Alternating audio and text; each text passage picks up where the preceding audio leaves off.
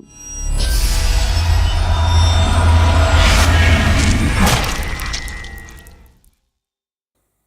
this year's Birmingham Horror Con, who will survive and what will be left of us?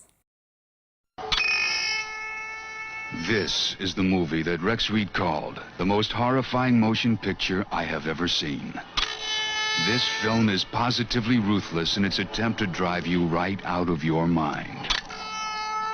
It accomplishes everything it sets out to do with brilliance and unparalleled terror.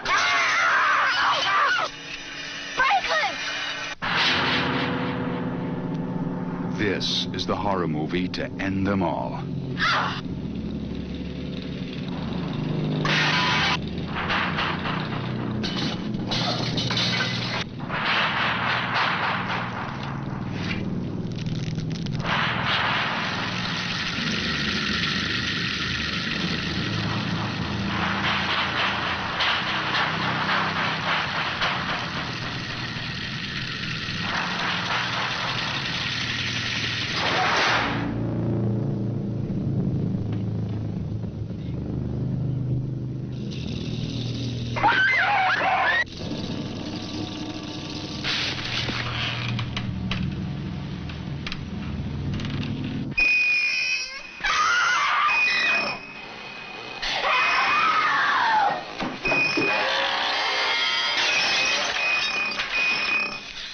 Sally, I hear something. Stop! Stop! This is the movie Rex Reed called the most horrifying motion picture I have ever seen.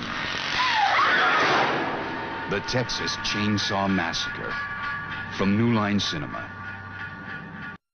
Hey Horror Hounds, and welcome back to a brand new video from Hayley's Horror Reviews and Birmingham Horror Con. So when I'd originally planned to shoot this video, the world awoke to the very sad news that the legendary horror film director Tobe Hooper had passed away. And so I decided to give this a little bit of time to be able to process and gather my thoughts, so I could bring this to you today, this special video about the Texas Chainsaw Massacre in association with Birmingham Horror Con.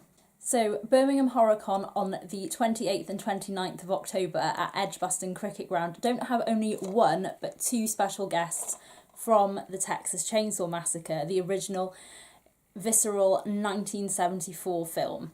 In attendance will be Terri Mcminn, who played the unfortunate victim Pam, and even though she has a very small role in the film, her death is really impactful, and it's one of the death scenes that is held up in horror movie history for all time, and it is unforgettable, harrowing, and once you've seen it, it won't leave your memory very soon. Joining Terri Mcminn will also be Jon Duggan, who played the deranged yet incompos mentis grandpa, who's a very significant character to the franchise as a whole, even though he's threatening and scary in an unassuming kind of manner.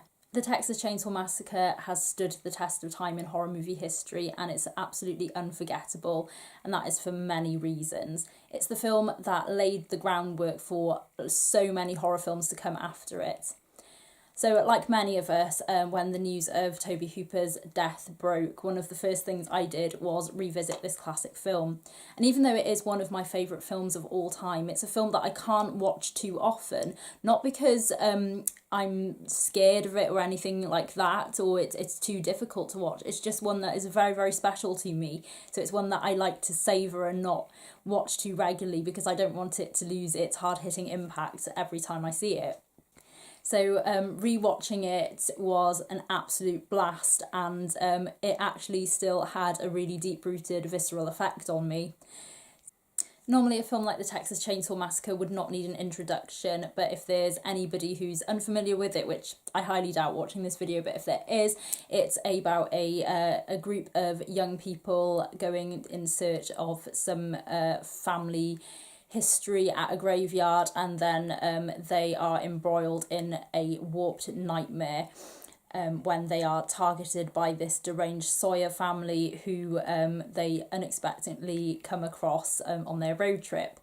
That's all you need to know, but the film is adrenaline fueled, it's highly effective, and it is actually pretty terrifying and harrowing in equal measure.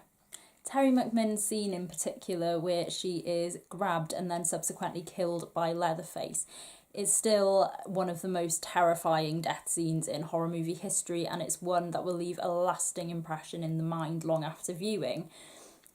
So the scene itself was quite authentic in how it was constructed. So basically, because she had to be hoisted up onto this hook, she had a nylon cord which was placed in between her legs, and she did have a lot of padding there as well, obviously, so it wouldn't be painful.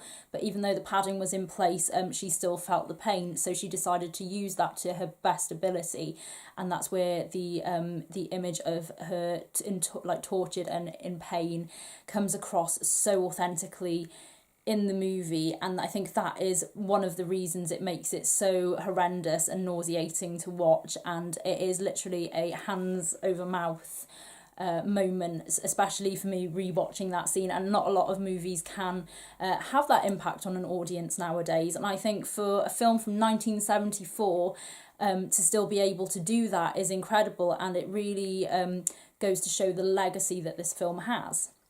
Terri Mcminn has been known to say that she believes that her character Pam did in fact survive her ordeal.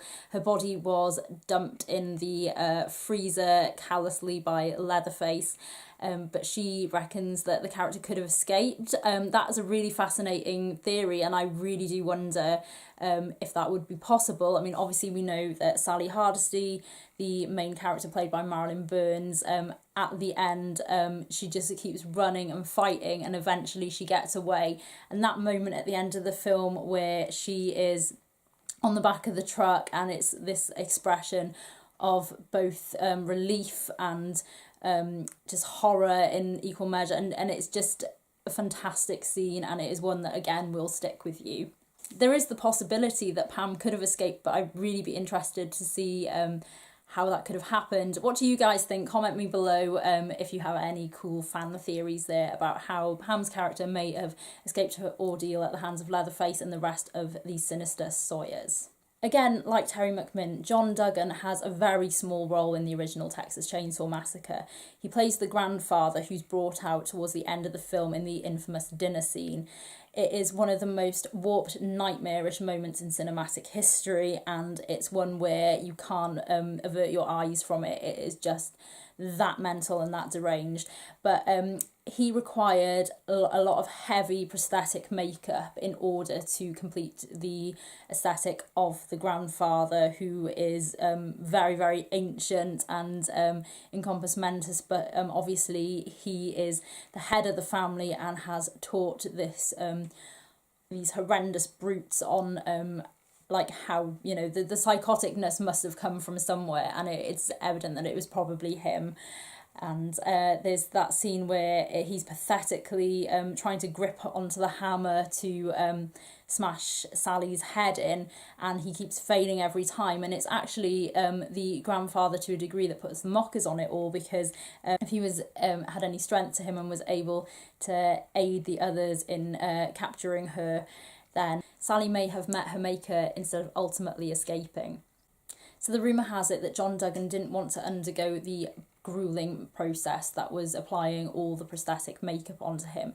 So the agreement he had was he was only going to film all his scenes in one go. So production had to be a bit rushed just to get all those integral moments shot for the end of the film. What's interesting when I look back on Texas Chainsaw Massacre is it does showcase every cliche in the book, every horror movie cliche that you can imagine that has been tried and tested in so many movies. And for some reason with the Texas Chainsaw Massacre, I can absolutely forgive it because it is one of the first of its kind.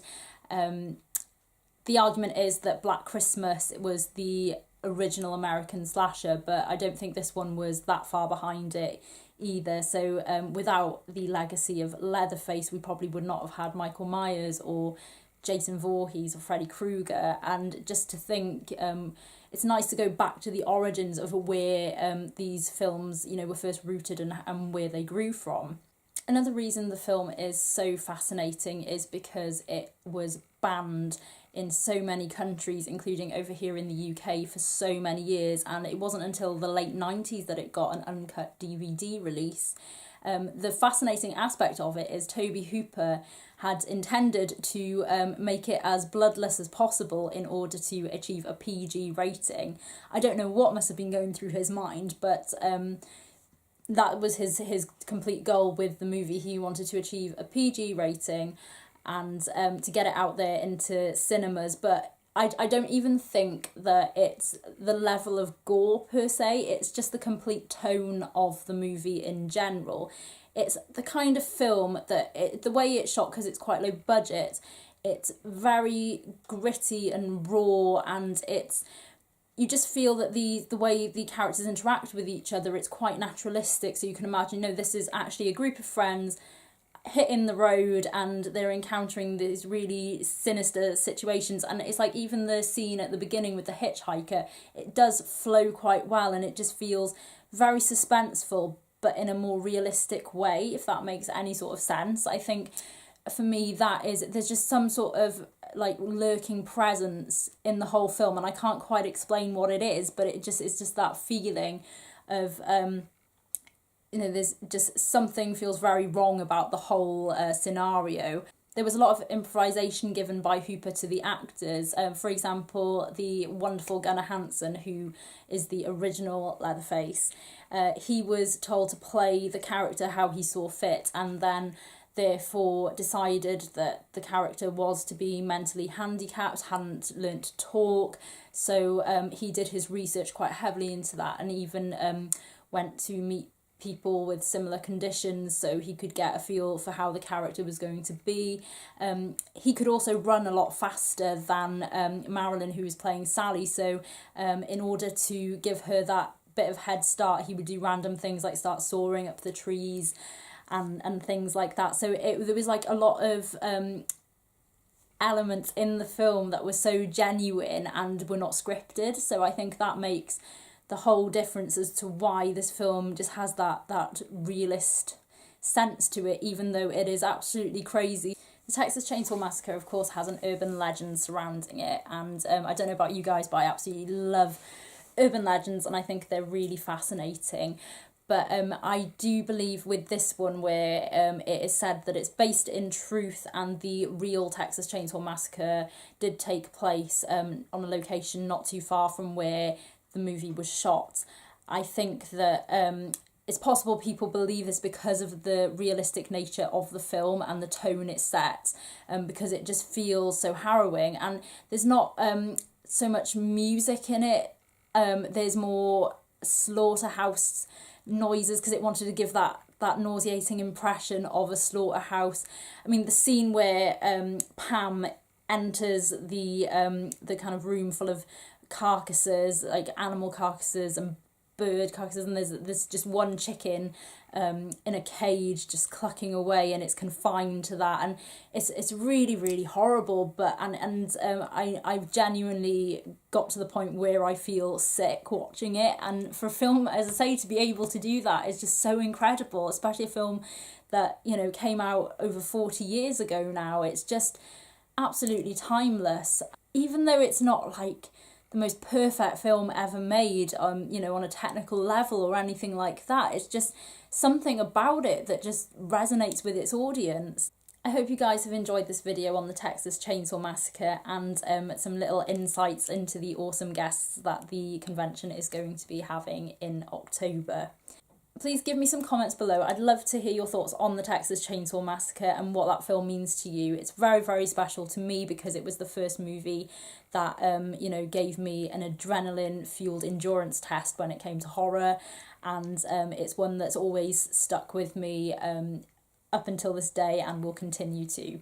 Thank you all for watching. As always, my social media links will be provided in the description box below. So I'm on Facebook, Hayley's Horror Reviews, Twitter as Welsh Demoness, Instagram as Miss Hayley R 1989. I'm on lovehorror.co.uk as Welsh Demoness, and I also have a review of the new Leatherface up there, so if you want to go and check that out, because it's obviously a very, very different movie from the original. It's worlds apart in my opinion, but yeah, it's definitely worth checking out.